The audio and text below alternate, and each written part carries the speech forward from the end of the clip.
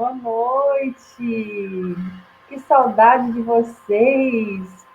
Primeira live do ano, dia 5 de janeiro. Boa noite, Paulo. Boa noite, Léo. Tudo bem com vocês? Boa noite, Cláudia. Boa noite, Leonardo. Boa noite, amigos. Tudo bem, graças a Deus. Feliz ano novo para todo mundo. Boa noite, Paulo. Boa noite, Claudinha. Boa noite a todos os amigos que nos acompanham. Um feliz ano novo para todos, muita paz, muita alegria. Isso, um feliz ano novo a todos que estão conosco. Já estamos aí com várias pessoas. Estávamos com muita saudade. Que esse ano seja um ano repleto de realizações, reflexões, saúde, paz, muito aprendizado para todos nós. É sempre muito bom estar aqui nesse bate-papo entre amigos. Aqui nós que nos reunimos cada 15 dias. Hoje é a primeira live do ano, dia 5 de janeiro. Nossa, sabe quando você fica contando no relógio? Ontem encontrei com a Dalvani, ela falou, amanhã, né? Que legal, que bom, não vejo a hora. Então a gente fica muito feliz de saber que as pessoas estão conosco, nos acompanhando, sentem saudade, como a gente também sente, né? É sempre muito bom. Verdade. Olha, falou na Davani, olha aqui. Ela aí. Ela é parceira.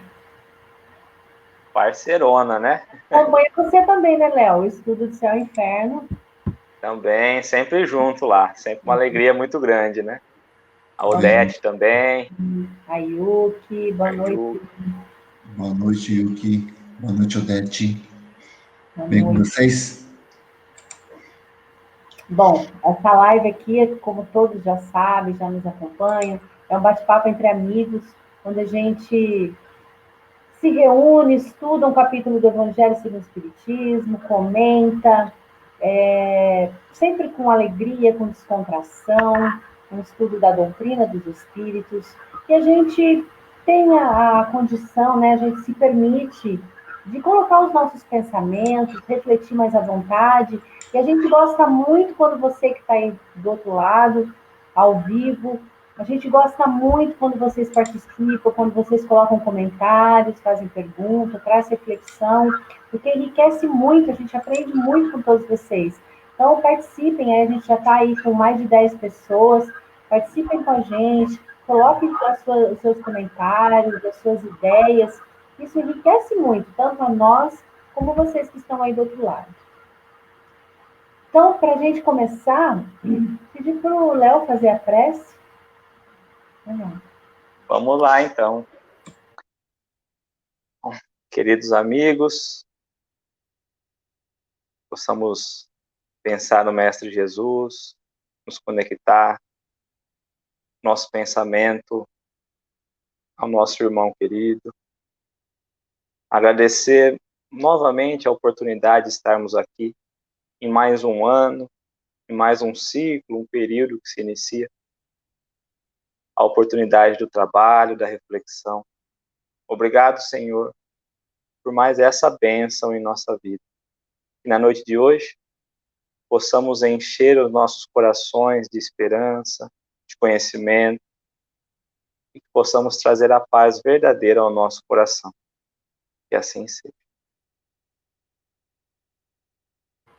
Que assim seja. Que assim seja. Bom, hoje a gente vai estar conversando sobre o capítulo 20 do Evangelho segundo o Espiritismo, que tem como título Os Trabalhadores da Última Hora. Que, na verdade, é uma parábola que tem o título de Trabalhadores da Vinha. E diz o seguinte, essa parábola está em Mateus, capítulo 20, versículo de 1 a 16.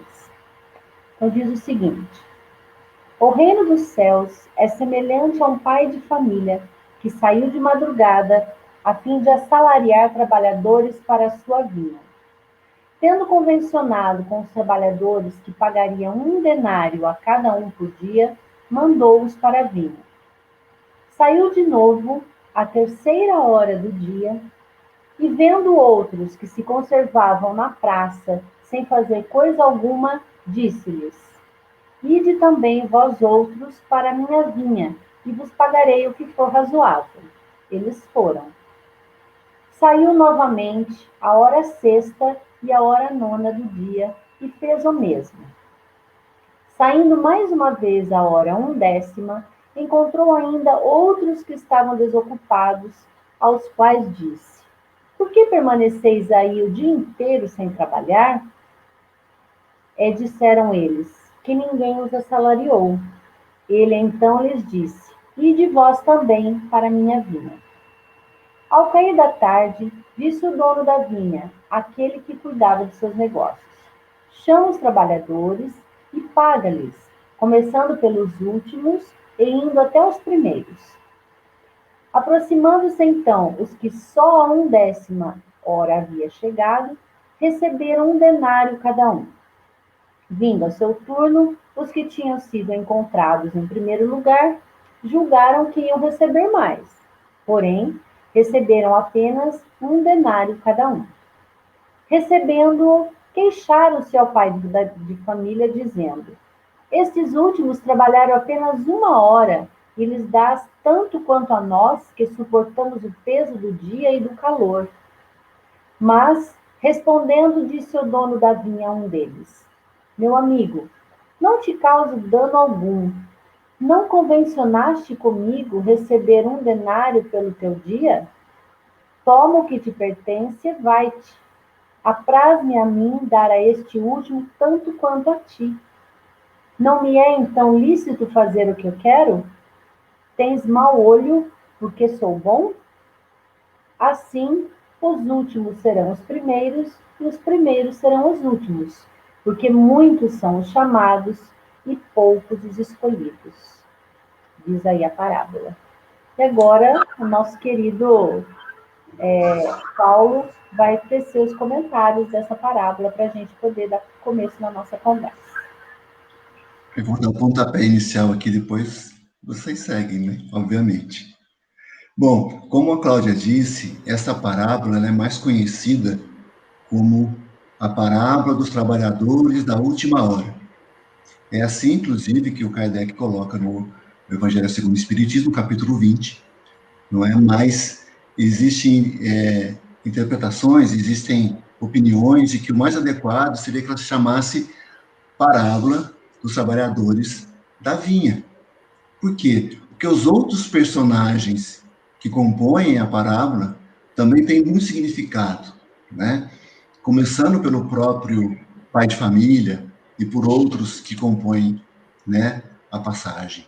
Os da primeira hora, da terceira hora e assim por diante. E é importante também observar que essa parábola ela está contida somente no Evangelho de Mateus. Embora não seja o evangelho com mais parábolas, porque no Novo Testamento existem 40 parábolas e 28 delas são narradas por Lucas. E nesse caso, somente Mateus é que narra esta parábola dos trabalhadores da vinha. E também outro detalhe interessante sobre esse capítulo é que o Kardec, todo o capítulo do Evangelho segundo o Espiritismo, aliás, todos não, a maioria dos capítulos, ele tem um formato muito parecido, que ele traz o texto bíblico, aí tem considerações do próprio Kardec, comentários do próprio Kardec, e depois as instruções dos Espíritos. Neste capítulo 20, tem o texto bíblico, como eu gosto de brincar, tem o Ctrl+C, Ctrl+V da Bíblia, que ele cola ali, e depois pula o comentário do Kardec e vai direto para as instruções dos Espíritos. Então, são apenas detalhes para a gente ir interpretando, não é? E ele começa a parábola dizendo: o reino dos céus é semelhante a um pai de família. O que já é um negócio interessante. Por quê? Na maioria das parábolas, quando Jesus vai trazer sempre essa analogia de alguém como Deus, ou como alguém como aquele que vem trazer a mensagem, alguém sempre maior, grande, ele vai falar um rei, um senhor, e aqui ele fala que é um pai de família. Como se quisesse aproximar esse ser, esse elemento, esse personagem do nosso dia a dia. Não é um rei, é um pai, e é um pai de família, nos aproximando dele. E ele segue.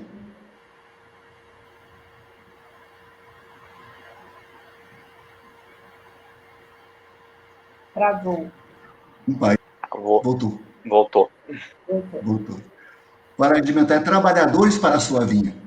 Então ele tinha uma plantação de uvas, não sabemos o tamanho dessa vinha, dessa plantação, mas ele sai de madrugada para arregimentar, né, contratar trabalhadores. E aí, esse momento narrado no início da parábola, ele sai de madrugada, e depois ele vai falar sobre primeira hora, terceira hora, sexta hora, nona hora e 10ª hora, é importante que a gente explique, para quem não saiba, que os judeus, o calendário judaico, o dia para o judeu, ele tinha um formato diferente do nosso. Para nós, o dia começa à meia-noite. Então, hoje é dia 5. Quando é que vai ser dia 6? Da meia-noite em diante. Para o judeu, o dia começa às 6 da tarde. Na verdade, começa com a noite. Quando o sol se põe, começa o período noturno. E quando o sol nasce, começa o período diurno. Então, 6 da manhã seria 0 hora do dia. E aí, quando ele fala na parábola na terceira hora, a gente sempre acrescenta para a gente 6 horas. Porque se o dia começa às 6, a gente pega a hora que ele cita na parábola, acrescenta 6, nós sabemos que hora que ele está falando. Então, quando ele fala terceira hora, 3 mais 6, 9, 9 da manhã. Quando ele fala na sexta hora, 6 mais 6, 12, meio-dia. Nona hora, 9 mais 6, 15, 3 da tarde. E o 10ª hora, 11 mais 6, 17, 5 da tarde. Então, o dia começava às 6 da manhã e terminava às 6 da tarde, 12 horas. Não é? Então, importante a gente ter esse entendimento para a gente poder começar a avançar e entender a parábola. E esse pai de família, esse dono da vinha, ele vai de madrugada, então um pouco antes das 6, ele vai até a praça para arregimentar trabalhadores. Não é? E aí ele contrata uma turma, a primeira turma, né, que seria aqueles que a gente conhece aqui como chapas, né? No Nordeste também, o Jorge Alahá comenta essa parábola, ele vai falar também que naquela região do Norte, Nordeste também são os chapas, e ajusta com essa primeira turma, os chamados os da primeira hora, o grupo da primeira hora, um denário. E o denário é exatamente o valor correspondente a um dia de trabalho para o judeu. Porque o denário tem o mesmo valor de uma dracma, que era uma moeda grega. E para aquela região era o denário. Quando nós falamos no ano passado, parece que faz tempo, né? Sobre a parábola dos talentos, nós comentávamos que um talento corresponde a, eu me lembro agora se eram 166 denários. Era muito tempo para se trabalhar. Então, um denário era um dia de trabalho. Então, para esse pessoal, ele combina que vai pagar uma jornada. Tá tudo certo. E ele vai para a vinha. Aí, às 9 da manhã, na terceira hora deles, ele volta para a praça. Vê mais um pessoal. E fala, vai para a vinha. Mas não fala que vai pagar um denário. Fala que vai pagar o que for justo. E assim ele o faz também ao meio-dia. E assim também ele faz às 5 da tarde. Muito bem. E aí, com essa turma toda, quando chega às 5 da tarde, ele fala assim, escuta, que eles não estão até agora sem fazer nada aqui. Em outras palavras, obviamente. E aí eles respondem, porque ninguém nos contratou. E ele diz, vai então para a minha vinha, que eu vos pagarei o que é justo. E aí o negócio começa a ficar interessante quando ele vai pagar o pessoal. Não é? Mas eu vou deixar para o Léo comentar, senão eu vou ficar falando sozinho aqui. Ô, Paulo, só para você saber que um denário, 6.000 denários equivale a um peso de talento. 6.000, né? 6 Então mil. é isso mesmo. É isso mesmo. Ô, Paulo, mas conclui, você está no finalzinho, pode concluir. Então vamos Traz lá. o pagamento já. Você está indo num raciocínio bom, vamos lá. Quando termina o dia, ele chama um dos seus colaboradores e fala assim: vamos pagar o pessoal. E manda formar a fila. Só que ele pede para colocar no início da fila os que tinham chegado às 5 da tarde. E assim por diante. Então ele inverte a ordem, né?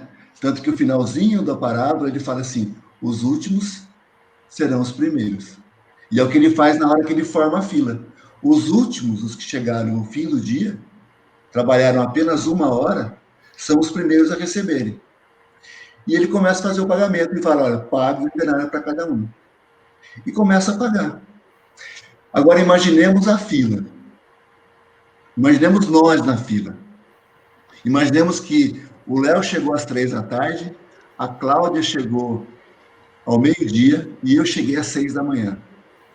Quando começa a pagar o lá da frente, que trabalhou 1 hora só, o dia todo, a diária toda, um denário, o que o Léo pensa, o que a Cláudia pensa, o que eu penso? A gente começa já a esfregar a mão, né? Pô, se ele está pagando um denário para esse pessoal que trabalhou só 1 hora, para mim, que trabalhei o dia inteiro, como é que vai ser? Só que qual é a surpresa?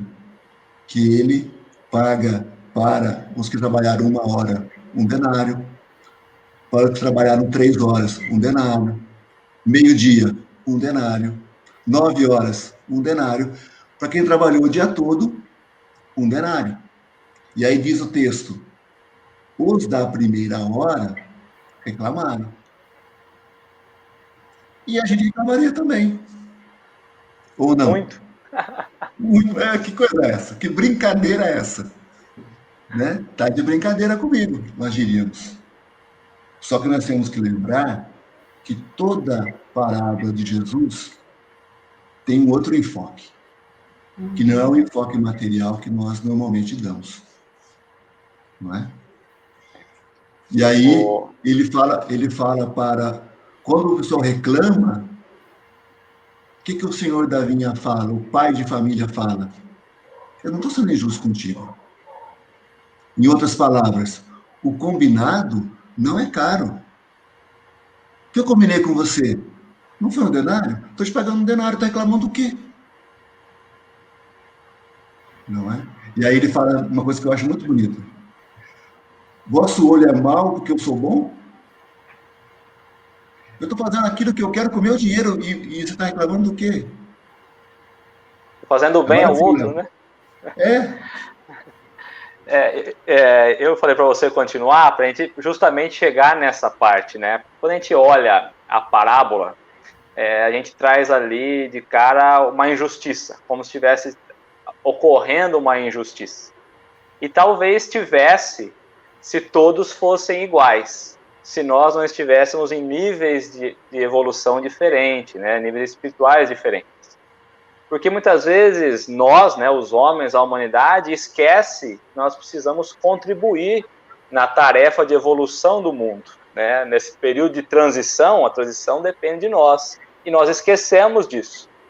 E essa parábola em especial vai trazer 3 ideias básicas ali, que é o valor do trabalho para o progresso humano, o significado do trabalhador, que nós vamos falar no decorrer desse capítulo, né?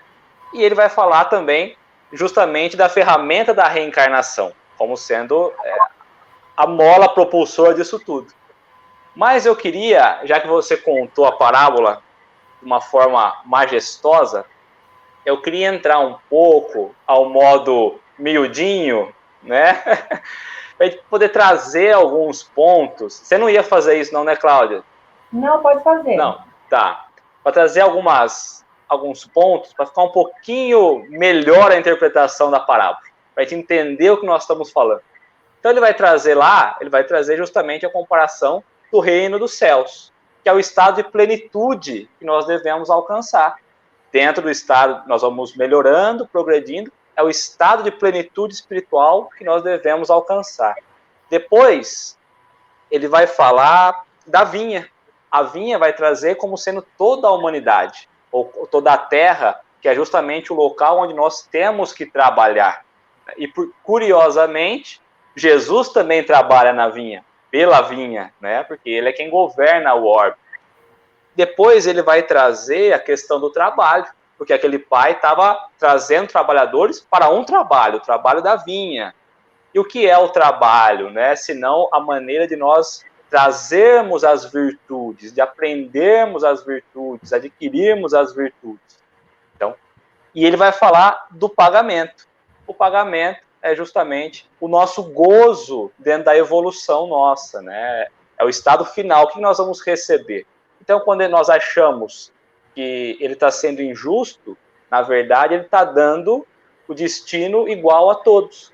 A felicidade, a possibilidade da felicidade para todos. Ele traz também, como o Paulo bem colocou, e trazendo um outro olhar para essa condição, que é o sair de madrugada. O sair de madrugada, o Paulo trouxe as horas, né, as divisões das horas, mas tem um outro significado.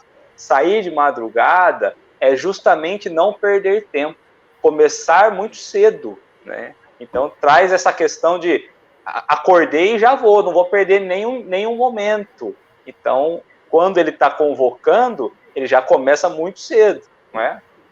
E depois, bom, e aí a questão da própria madrugada, podemos pensar que nós, como espíritos, ainda estamos na madrugada, ainda temos um dia, ou seja, um período para florescer. Ainda tem que nascer o sol, nascer a luz dentro de nós, né? Então, são esses pontos que eu queria trazer um pouquinho para a gente começar a falar sobre o capítulo. É interessante o que você está colocando, Léo, e é bem isso mesmo, né? Que a gente sabe que aqui, trazendo a parábola no campo da espiritualidade, como você colocou, né? Como você já falou, o pai de família é Deus, né? A vinha é o trabalho, e nós aí, os trabalhadores, né? Chamando essas almas a evoluir. E todos nós necessitamos de trabalho para evoluir, né? E aí é interessante que a gente pode ter vários olhares nessa parábola, né? A gente pode entender como os primeiros que são chamados são como o Paulo colocou aí, os que trabalham na chapa, né? São aqueles mais fortes, robustos, grandes, são os mais capacitados. Então, eles estão lá, eles são chamados primeiro, vamos entre aspas, para trabalhar mais.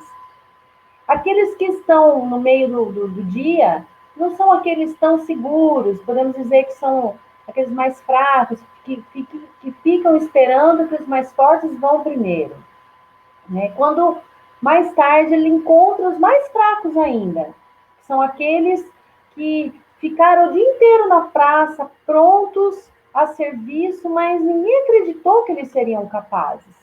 Mas aí Deus veio e os chamou. E motivados pela fé, pela esperança que alguém ia aparecer para contratá-los, eles ficaram lá na praça.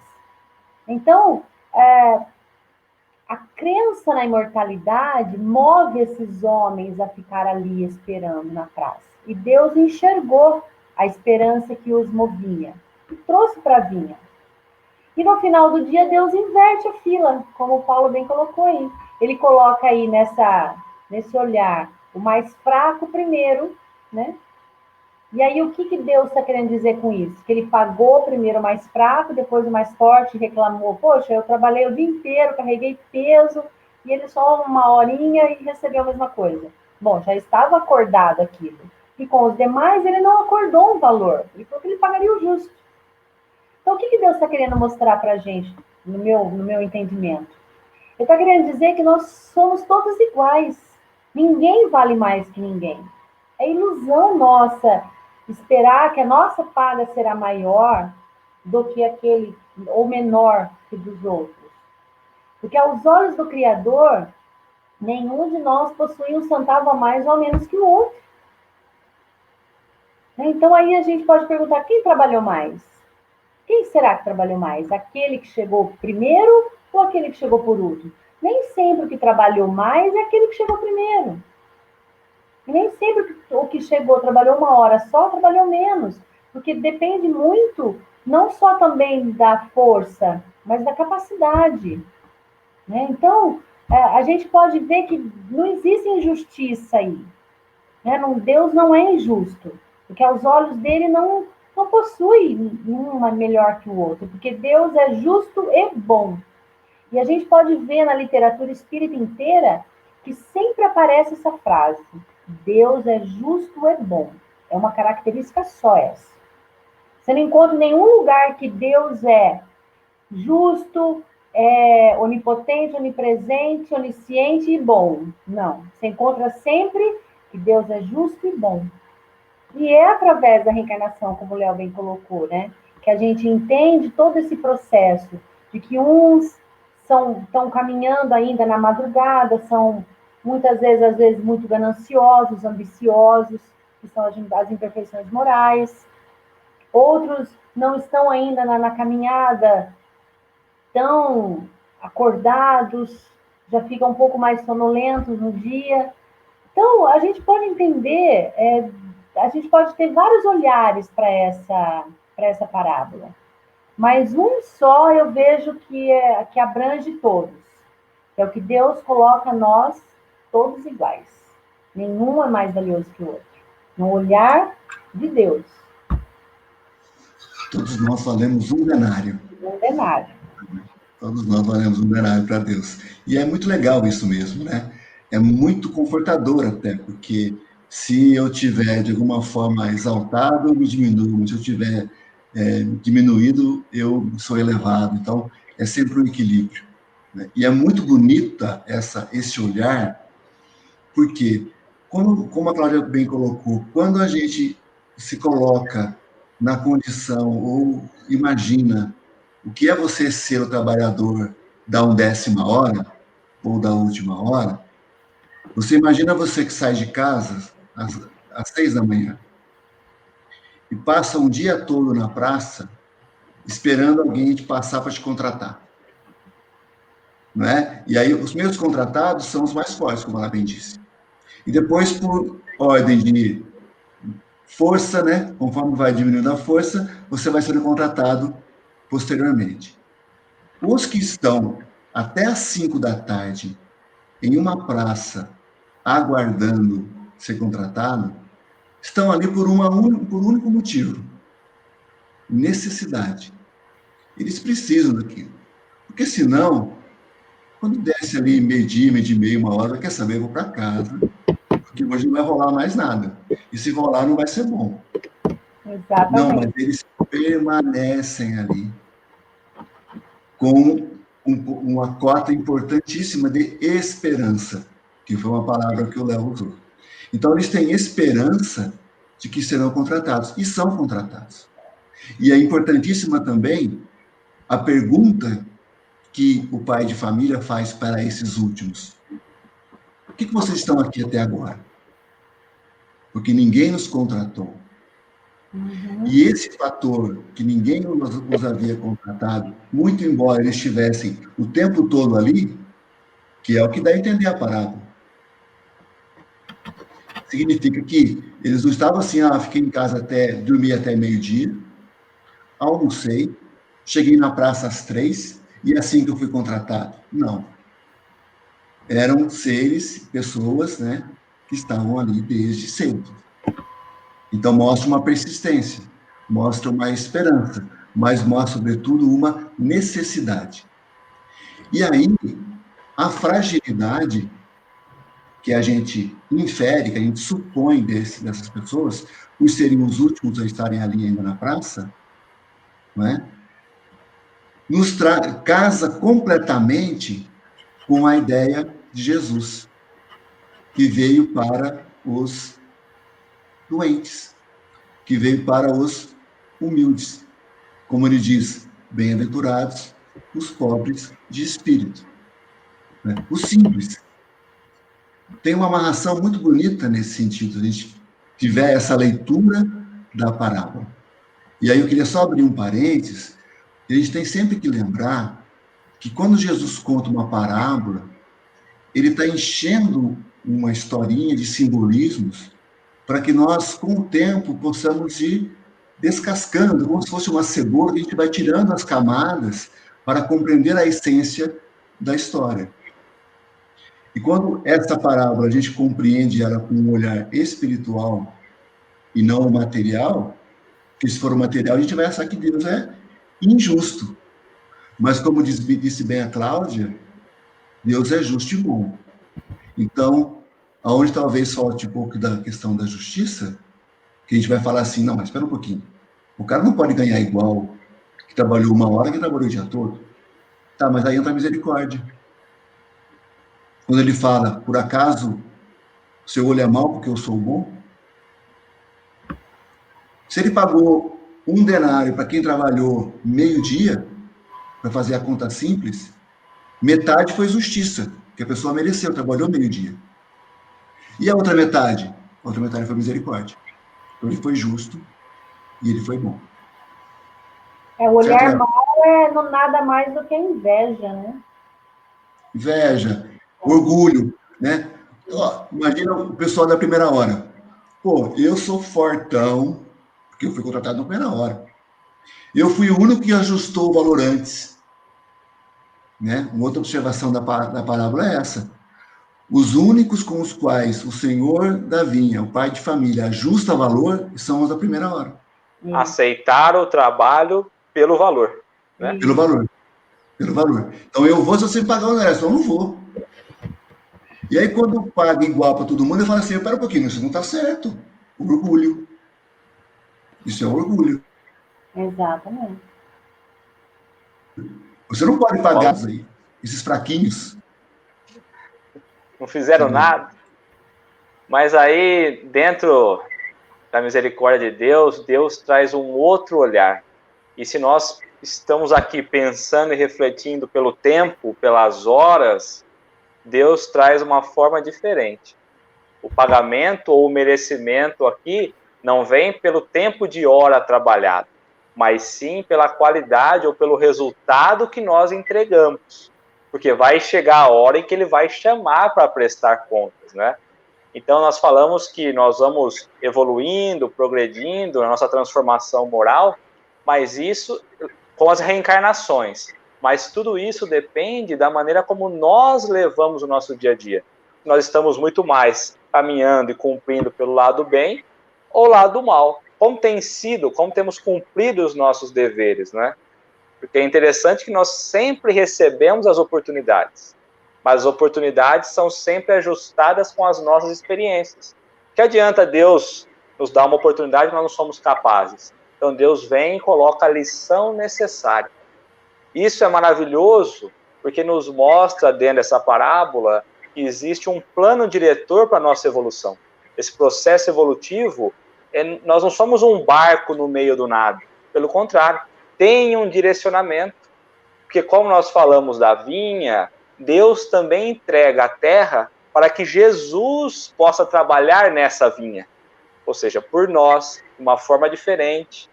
Meu pai trabalha, eu trabalho, ou seja, nós ainda temos que trabalhar também. Então, quando nós olhamos, existem uns que começam mais cedo a olhar para as questões espirituais. Existem outros que demoram mais tempo. Existem uns que precisam de mais encarnações para chegar, para aperfeiçoar. Existem outros que foram criados e precisar de menos tempo para essa evolução. Então, nesse olhar, quando nós trazemos ali o que nós temos entregado de nós verdadeiramente, a gente vê que a justiça divina não se faz no tempo de trabalho, e sim na qualidade do que nós fazemos. Muito bem lembrado, Léo, muito bem colocado. E dando continuidade nesse capítulo 20, logo em seguida vem lá o item 2, né, falando os últimos serão os primeiros. Acho que a gente podia comentar um pouquinho sobre isso. A gente já está falando, né? Mas mais específico que diz lá no Evangelho. E lá começa assim, que o obreiro da última hora, ele tem direito ao salário, mas é preciso que a sua boa vontade o haja conservado à disposição daquele que o tinha de empregar.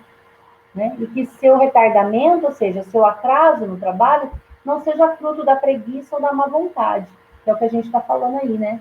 E aí a gente vê que Jesus, aqui em Mateus, quando ele fala, né, os últimos serão os primeiros serão os últimos, ele, ele fala aqui da diferença entre a valorização espiritual e material das várias situações da nossa vida. Então, o que parece importante no conceito material é menos importante no conceito espiritual. Então, aqueles que cuidam de se tornarem últimos no conceito materialista, ou seja, não valorizam as coisas materiais do mundo materialista, né? Não dão importância a esse mundo material. Vivem no mundo, mas não são tomados pelo mundo.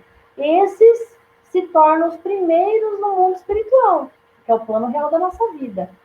Da mesma forma, aqueles que são obcecados em se tornar os primeiros no conceito do mundo aqui ilusório, se ligando à vida, aos valores passageiros, esses permanecem ainda imaturos, ou seja, estão no último no plano espiritual. Então, o importante é considerar que nós não estamos em nenhuma dessa situação, nem primeiros e nem últimos, mas estamos ao caminho para nos melhorar até que consigamos que sejamos os primeiros no mundo espiritual. Não em ordem de chegada, mas no sentido do amadurecimento moral. Né? E lembrando aí as palavras do Espírito de Verdade, né, que ele toca nossa mente, nosso coração, ele fala: aproxima-se o tempo em que se cumprirão as coisas anunciadas para a transformação da humanidade. Felizes serão os que houverem trabalhado no campo do Senhor, sem interesse, né? Melhor, com desinteresse, sem outro modo senão a caridade. Ou seja, como é que a gente vai conseguir, então, caminhar para ser o primeiro no mundo espiritual? No trabalho no bem, na ação, na prática. Porque nós ainda, como diz a parábola aí, nós estamos despertando para o chamamento. E se a gente ver mais para frente, que é o que a gente vai falar lá na missão dos espíritas, a gente vai ver lá que nós já fomos chamados, nós não quisemos ouvir. Né? É difícil olhar com esse olhar, mas é a verdade, é a realidade. Às vezes muitos espíritas olham, eu vejo nas casas espíritas, já participei de vários grupos de estudos, as pessoas quando falam, os trabalhadores da última hora, eles enchem a boca para falar que os espíritas são trabalhadores da última hora, como se fossem, nossa, o top dos top. E se você olhar mesmo com esse olhar, a gente vê que a gente não é tudo isso. A gente é lá os retardatários ainda, que já houve o chamado desde outrora. Está lá, Erasto fala no Evangelho. Já houve esse chamado lá atrás, mas nós não quisemos ouvir. Então, é mais ou menos esse olhar que a gente tem que ter, né? É o trabalho. Né? E aí, o Espírito de Verdade, quando ele termina essa para ele fala que seus dias de trabalho serão pagos pelo centro do que tiverem esperado. Então, é o trabalho no bem, é a prática da vivência no dia a dia, é tentar o desprendimento da matéria, é buscar o lado espiritual das coisas, se olhar e olhar nosso irmão como um espírito. Nós estamos aqui de passagem, num processo de transição, com tudo isso que estamos vivendo no dia de hoje. É esse olhar que nós temos que ter. Tanto é que essa passagem, essa parábola, vem depois da fala de Jesus com o rico, que perguntou para ele como é que ele fazia para seguir. E aí Jesus fala: olha, se desfaz, se desprende dos seus bens e me segue. E o rico ficou triste, falou: não estou pronto para isso ainda, não estou apto a fazer isso. Então, essa parábola vem logo em seguida dessa parte. Nada por acaso, né? Jesus não faz nada por acaso. Tudo está entrelaçado, tudo é um colar de pérolas. Isso é só uma pérola desse colar. Legal. E é interessante quando você levou para essa questão, Cláudio, ele esclareça para o pessoal também, quando a gente vai trabalhar e ler o texto das instruções dos Espíritos neste capítulo 20, nós vamos ver a interpretação do Espírito Henri, em que ele vai dizer que ele faz uma outra interpretação. Nós aqui falamos num sentido, com um olhar, com uma interpretação. Mas existem outras. Então, a gente pode citar pelo menos mais duas. A segunda seria essa que está no Evangelho segundo o Espiritismo, em que os trabalhadores da primeira hora são Moisés e os profetas. Depois, os das horas seguintes são os pais da igreja, os apóstolos, os sábios, os filósofos, e os da 1ª hora, os das 5 da tarde, aí ele cita os espíritas. E daí, como você bem disse, no movimento espírita, é muito corrente que os espíritas são os trabalhadores da última hora. E aí a gente, eu acho que junta tudo e fala assim, bom, se nós somos os trabalhadores da última hora e os últimos serão os primeiros, nós somos os primeiros. E a gente se acha. Claro que não. Porque nós fomos chamados em outros momentos da história da humanidade e talvez só tenhamos despertado agora para o Cristo, para a sua mensagem, para aquilo que realmente importa, que é o mundo e o olhar espiritual, né? Então, são visões. E uma terceira interpretação, que é bastante comum também no movimento espírita, é a do Haroldo Dutra Dias. Quando, por exemplo, ele no seu seminário Apocalipse, ele faz todo um raciocínio para dizer que nós estamos na última hora. Na última hora do planeta, neste momento de transição para uma nova fase que irá se iniciar. Então, olha com quanto simbolismo nós podemos extrair desta parábola, deste ensino, como de todos de Jesus, não é? Então, é muito legal quando a gente consegue observar que de um texto, de uma história, de uma parábola, a gente pode ir tirando ensinamentos com ângulos, com olhares diferentes, não é? E quando você falava sobre os últimos serão os primeiros, eu lembrei de uma outra passagem de Jesus, quando ele diz que quando forem convidados para um banquete, para uma ceia, não tomai o lugar mais importante, mas sentai no último lugar. Porque caso você seja um convidado de mais importância, um convidado de honra, por exemplo, o anfitrião vai te dizer, não, vem para cá, que o lugar aqui não é tão longe, né? Lembrando daquela tradição antiga, que tinha, né, aquela coisa que a gente vê em filme, né, da monarquia, aquela mesa comprida, em que os mais importantes sentavam nas pontas e os anfitriões sentavam nas duas pontas, e os mais importantes iam sentando o mais próximo possível, né? Quanto mais próximo do anfitrião você estivesse sentado, mais importante você era para o anfitrião. Era uma convenção. Então, com base nessa convenção, nessa cultura, Jesus diz isso. Quando forem convidados para uma ceia, não tomai o lugar mais importante, mas tomai o último lugar, para que, caso você esteja numa condição melhor, você seja chamado para o seu lugar de direito. No mesmo princípio, na mesma ideia, os últimos serão os primeiros.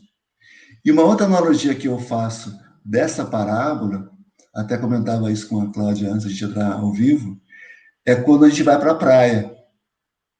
Então, por exemplo, se nós combinarmos aqui, nós três aqui da live irmos para a praia, e a gente fala assim, olha, vamos sair na quinta, e vamos ficar até no domingo. Se a Claudinha for na quinta, o Léo for na sexta-noite, e eu só for no sábado de manhã, quem está em vantagem?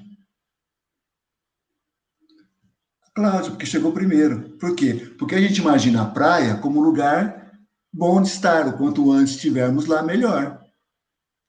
E a parábola nos fala que começa, o reino dos céus é semelhante a. Ou seja, essa vinha é simbolizada por um lugar muito bom de estar. Quanto antes você chegar, melhor. Você chegou às 6 da manhã? Ótimo. Então, se eu despertei há 20 séculos atrás para o Cristo, ótimo para mim. Se eu despertei somente nessa encarnação, pior para mim. Mas qual é o pagamento? Um denário. Muito bem, muito bom.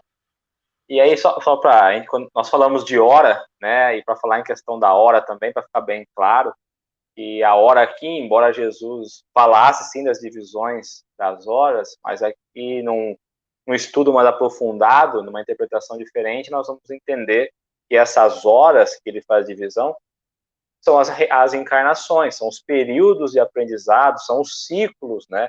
Então, aqui a gente já começa a entrar mais pelo lado espiritual, não tanto pela questão da cultura da época e tudo mais, né? E a parábola, ela vai bater muito fundo nos espíritas, porque ela vai trazer justamente essa realidade espiritual, esse processo de evolução. E nesse segundo item, ele vai colocar aqueles que trabalharam, tudo bem, mas e aqueles que foram contra, aqueles que blasfemaram a Deus, né? Que perturbaram o outro, que atrapalharam, o que vai acontecer? Então, aí, o que vai acontecer? Terá novas oportunidades. Ficarão reencarnando, mas terão a oportunidade de trabalhar novamente e aí alcançar, então, o pagamento, o merecimento, né? Paulo, quer falar alguma coisa, Paulo? Não, você dizer que existem outras linhas, né? É verdade. Tem outras vinhas, né? E engraçado, Paulo, que é assim, né? Nós dividimos entre os profetas, depois nós temos as divisões e chegamos nos espíritas. Mas é interessante que Deus faz trabalharmos em comunidade, né? Trabalharmos um com os outros, fazendo a ligação do passado com o presente e o futuro. Porque nós vamos herdando os conhecimentos, como você colocou, que aqueles que aceitaram primeiro, e nós últimos vamos herdando esses conhecimentos dos mais antigos. Então vai nos ajudando a evoluir, né? Então fazendo essa ligação, passado, presente e futuro, né? Exatamente. Porque Deus é misericordioso, né? Mas o espírito protetor, o Constantino, ele fala aí nesse capítulo também, que há quantos séculos e séculos o Senhor nos chamava para a vinha sem que nós quiséssemos ir para ela.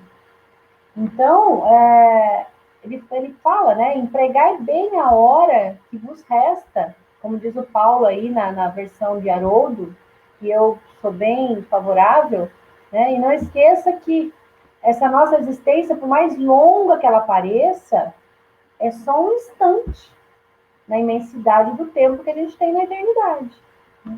E como diz o Jorge Larrat, nós seríamos os trabalhadores dos últimos, porque nós somos almas ainda gatinhando. Nós estávamos servindo outros senhores. Só agora, no mundo de expiações e provas, que nós estamos esperando servir o Senhor verdadeiro, né? Então, nós estamos despertando agora para esse chamamento. Nós nos despertamos mais cedo pelas dificuldades, pelo entendimento equivocado de outras ideias do cristianismo, e hoje estamos despertando para o trabalho, mas ainda fracos, doentes, porque é para esses que Jesus veio. Aqueles que chegamos mais frágeis, quebrados, o Senhor nos leva para o trabalho. E a gente recebe a paga igual. Para isso é preciso estar disponível na praça. Né? A gente tem que estar na praça. A gente não pode estar deixando as nossas imperfeições tomar conta. A preguiça, a falta de vontade, a falta de esperança, a fé. A gente tem que estar trabalhando isso e estar pronto para trabalhar. Né? E aí, logo mais, aí, que o nosso tempo também já está quase, né? Tem aí a missão dos espíritas, né? O Paulo quer colocar alguma coisa? Pode seguir, Cláudio. Então, a missão dos espíritas.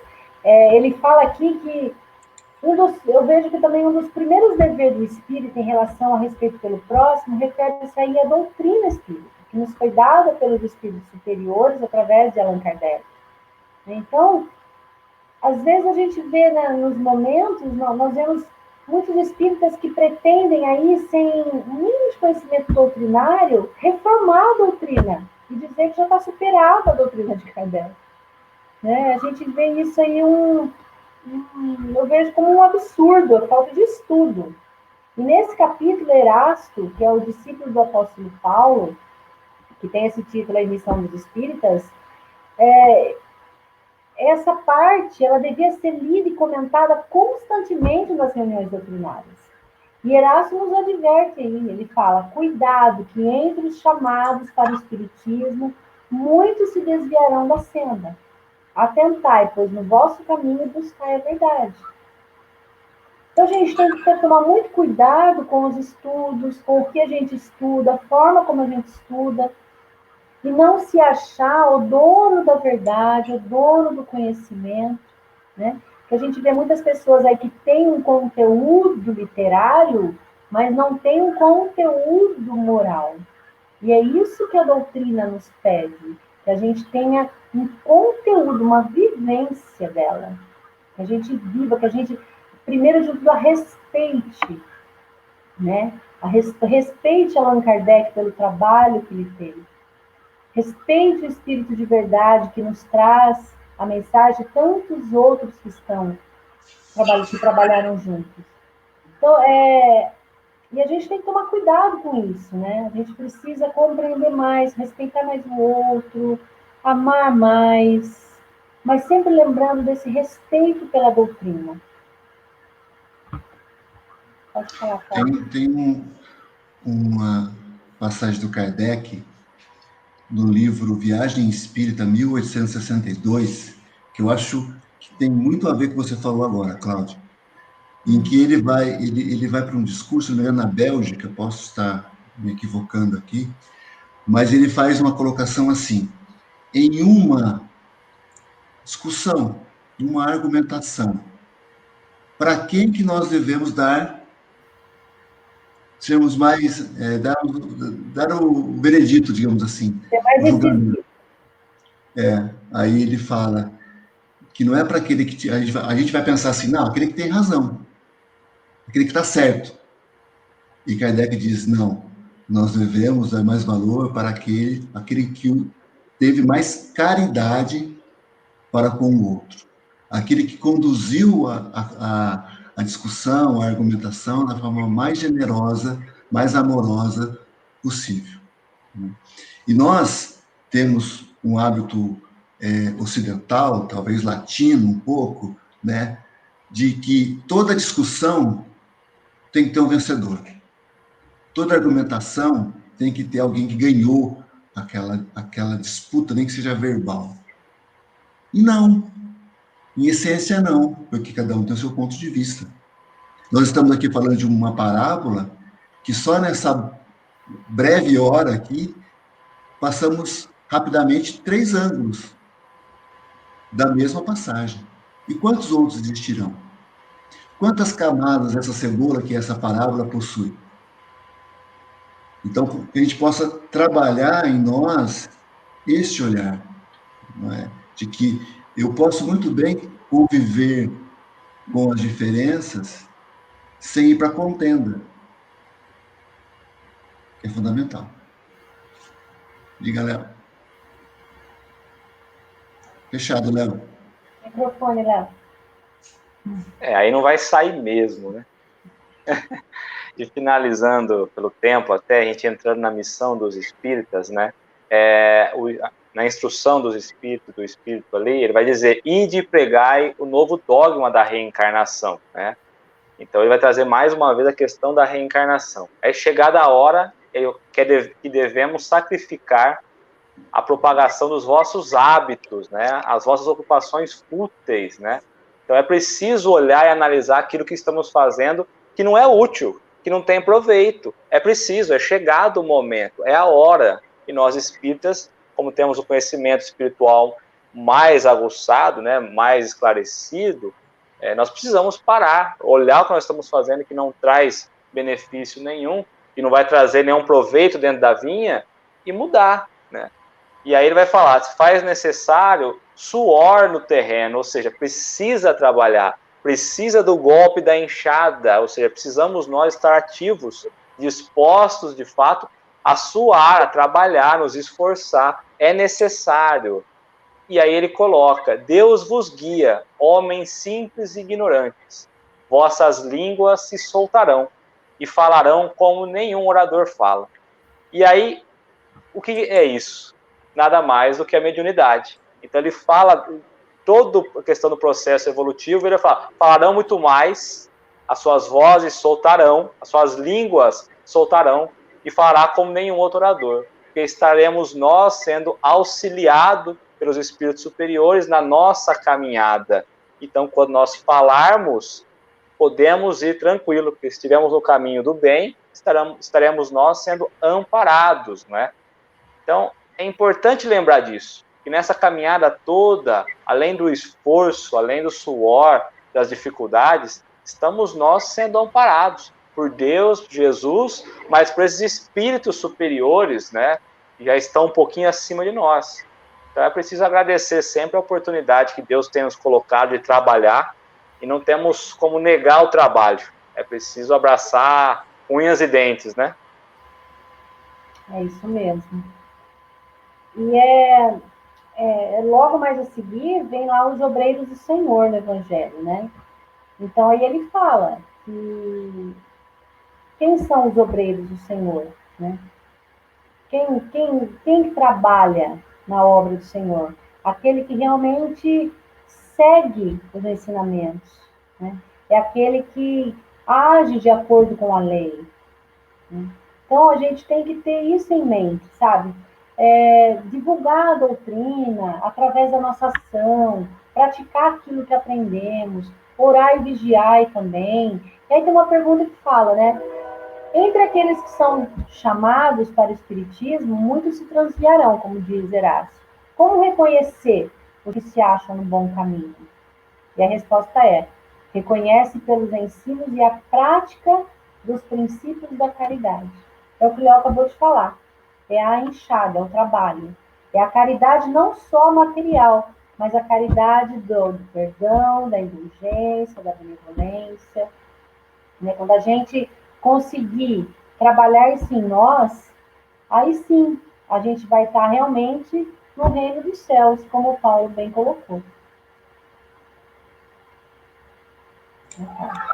Muito legal. E lembrando que estar na vinha trabalhando é trabalhar nesse sentido, como um obreiro do Senhor. Então, não esqueçamos o trabalho material. É esse trabalho voltado para a caridade, no seu mais amplo aspecto, né? Então, fundamental que nós compreendamos isso. E para voltar um pouquinho só no trechinho importante que eu achei da missão dos espíritos, tem um trechinho que diz assim: marcha, pois, avante, falange imponente pela tua fé. Diante de ti, os grandes batalhões dos incrédulos se dissiparão, como a bruma da manhã aos primeiros raios do sol nascente. Então, a gente pode trazer para a parábola que o Senhor sai de madrugada, o Léo falou no comecinho sobre esse símbolo da madrugada, não é? E essa coisa que a bruma vai se dissipar com o sol que vai nascer. E já emendando a nossa música de hoje, Legião Urbana. Mas é claro que o sol vai voltar amanhã. Mais uma vez, eu sei. Certeza. Maravilha. Gente, foi muito bom estar com vocês aqui novamente. É sempre uma alegria para a gente, pelo menos para mim. E a gente retorna aqui no dia 19 de janeiro. Né, Olha o trem. Olha o trem. Que não tem como, morar perto da linha do trem, todo mundo escuta. Mas não sou só eu, Simão Pedro e vários palestrantes aí que a gente está assistindo. Escuta só os aí. bons têm um trem que passa atrás, viu, Léo? Ah, tá. O meu tá bem longe. Faz de conta. Então, no dia 19 de janeiro, a gente retoma aqui com mais um capítulo do Evangelho segundo o Espiritismo. A gente vai estar divulgando aí nas redes sociais. Então, a nossa gratidão por estar conosco, vocês que nos acompanharam até agora, vocês que irão ver depois esse vídeo, de manhã, à tarde, à noite, que tenham aí um 2021 repleto de reflexões, de aprendizado, de aprimoramento e muita paz no coração. Um beijo. Um beijo a todos. Eu queria mandar um beijo para o pessoal aqui de Conchal, de Aguaí, de Curveiro, em Minas, pessoal de Arara, de Limeira, de Rio Claro e outras cidades que estão aqui conosco nessa noite. Um beijo a todos. E até a próxima, Léo. Até a próxima, gente. Um grande beijo no coração de todo mundo. Uma boa semana. Deu para matar um pouquinho a saudade, né? E sabemos nós da missão dos espíritas. Estamos nós tentando vivê-la, né? Então, que seja um convite a todos. Um grande beijo a todos. Beijo. Fiquem com Deus. Beijo a todos. Até mais. Até. Tchau, tchau.